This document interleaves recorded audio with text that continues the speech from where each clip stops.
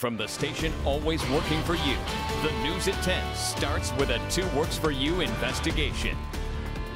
Good evening to you. Shocking new developments in a story we broke. Criminal evidence, including gruesome pictures, had been thrown in a dumpster behind the Glenpool Police Department.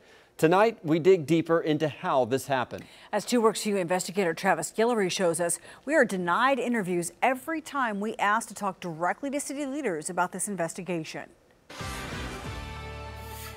Why couldn't we speak to the chief himself about this situation? Because I'm the first point of contact for these kinds of things. We tried to get answers from the police chief and even the mayor and city manager, but we were told the only person we could get answers from was the public relations firm hired by the city of Glenpool. The city spokesperson, Mandy Vavrinac. The internal inquiry that is now underway at the police department is to decide how those things could be prevented from ever happening again.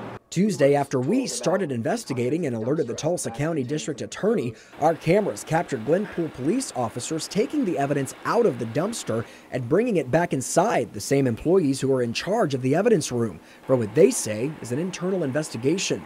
Spokesperson says as far as they can tell, it was an accident. There were some other documents that were not necessarily just simply rubbish at the bottom of a box covered up with rubbish. When the box was discarded, there were some materials inadvertently discarded with the box that would normally not have been discarded. But how does all of that, we're talking pictures of deceased bloodied bodies, drug paraphernalia, full manila folders of full-page confidential police records, how does all of that go from being safe inside of a police station to tossed out back in the dumpster? That is part of the internal inquiry that we are now undergoing, because we want to make sure that does not happen again. Most of the evidence was from 2003 to 2005. Vavrinac says no current case files were tossed out. The department has now requested an outside investigation from the district attorney's office. If they have recommendations as a result of their evaluation, that we will then implement those as well. The district attorney tells Two Works For You it's appropriate that an appointed investigator from his office looks into this.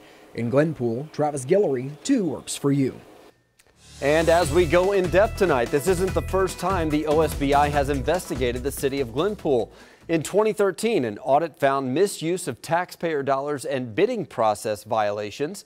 Then city manager Ed Tinker's salary was increased 9 times in 5 years, more than doubling it. His daughter was also listed as the sales rep for one of the major projects awarded without bids. And bond money was spent on lobbyists. The Tulsa County DA did not file charges after reviewing the OSBI investigation.